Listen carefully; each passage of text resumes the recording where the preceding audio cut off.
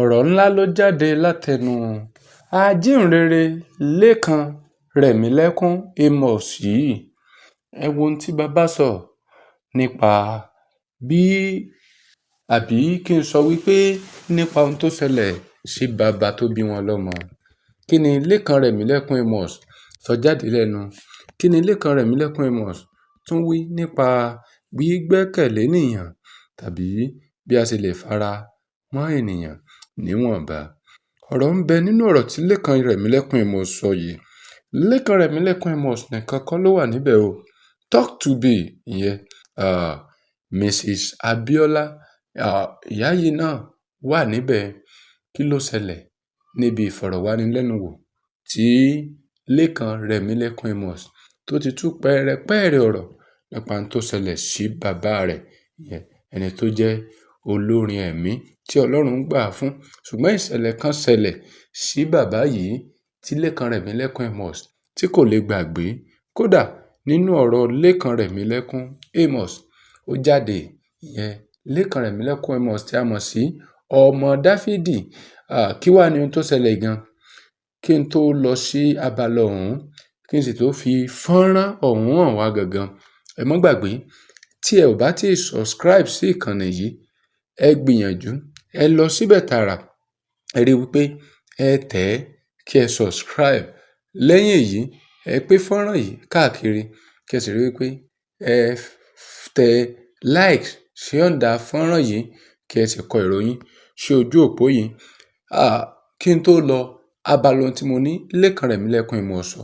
Gbogbo wa la mọ olórin ẹ̀mí tí ó ń jẹ́ Lékan Rẹ̀mílẹ́kún Amos. Olórin ẹ̀mí tí ó kọ oríṣiríṣi orin tí ó máa ń mú ìmọ̀lára pé agbára Ọlọ́run wà nínú orin yìí, tí ó máa ń mú wá fún ẹnì kọ̀ọ̀kan tí ó bá farabalẹ̀ láti gbọ́. Olórin ẹ̀mí yìí ni ó ṣe wípé nígbà tí wọ́n wà ní ìpele kan, ìyẹn tí wọ́n ti dàgbà tó ọmọ tó tójú bọ́ ní ìpele kan, ojú wọn rí àwọn nǹkan kọ̀ọ̀kan tí a lè pè ní pọ̀npọ̀nláyà. Kí ni ohun tí ojú wọn rí? Kí ni ìdí tí wọ́n fi bẹ̀rù èèyàn? Kí ni ìdí tí a fi lè rí wọn tó fi lè ṣe pé wọn lè dára dé ènìyàn? Kí ni àwọn ìrírí wọn? Kí ni àlàkọjá wọn? Kí ni ohun tó ṣẹlẹ̀ sí bàbá tó bí wọn lọ́mọ? Ó ṣeé ṣe kí àwa kàn tiẹ̀ ti gbọ́ àwọn nǹkan kọ̀ọ̀kan nípa bàbá tó bí wọn lọ́mọ. Ṣùgbọ́n ohun tí a gbọ́ kò lè dàbí kí bàbá Lékan Rẹ̀mílẹ́kún Amos kí wọ́n fẹnu ara wọn sọ, ìyẹn kí àwọn èèyàn gangan kí a gbọ́ látẹnu bàbá yìí fúnra wọn nípa ohun tó ṣẹlẹ̀, ìtàn ayé wọn, bí ohun gbogbo ṣe lọ títí tó fi dé orí wọn àti àwọn ọmọ wọn. Gbogbo ẹ̀ ni bàbá yìí fọ́ wẹ́wẹ́wẹ́wẹ́wẹ́. Gbogbo àwa tí a sì mọ̀ ń gbọ́ orin bàbá yìí, tàbí àwa tí wọ́n pè wá síbi program wọn, bóyá àṣálẹ́ ẹ̀yìn wọn, gbogbo wa náà máa ń pè, tàbí àwa tí a ti pè wọ́n rí, ẹ ó mọrú ẹ̀dá tí bàbá yìí, ìyẹn Lékan Rẹ̀mílẹ́kún Amos tó ṣe. Ẹni tí ó máa ń fara rẹ̀ balẹ̀ níbi ìpàgọ́ tàbí àṣálẹ́ tàbí ìyìn kíyìn tá a bá fẹ́ ṣe.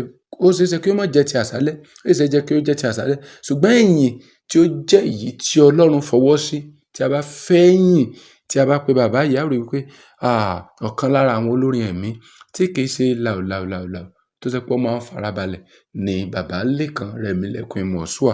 Kí ló ṣẹlẹ̀ gan ní pàtó?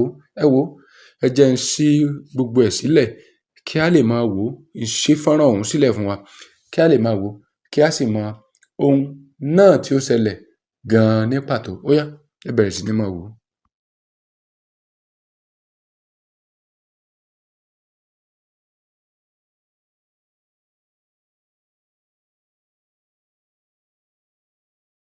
Rẹ̀mílẹ́kún Amos was declared missing. He went for that missionary journey November year 2000, and that was the end. He was invited in Akure then. Yorùbá sọ pé ọmọ ẹni ó sàn ju ọmọ ẹni nù lọ. Kò lè dùn anybody tó ẹni tí ó jẹ́ pé òun gangan ló ṣẹlẹ̀ sí. At the point in time, I was even looking at football as a career. In the USA 94 World Cup, Maradona took a picture. Diego Maradona took a picture. I drew that picture exactly. I was making money, little money, when I was in secondary school from artwork. Then I was in GS3. I was making money for myself. Point in time, I was having serial accidents. I lost one of my band guys in a fatal accident.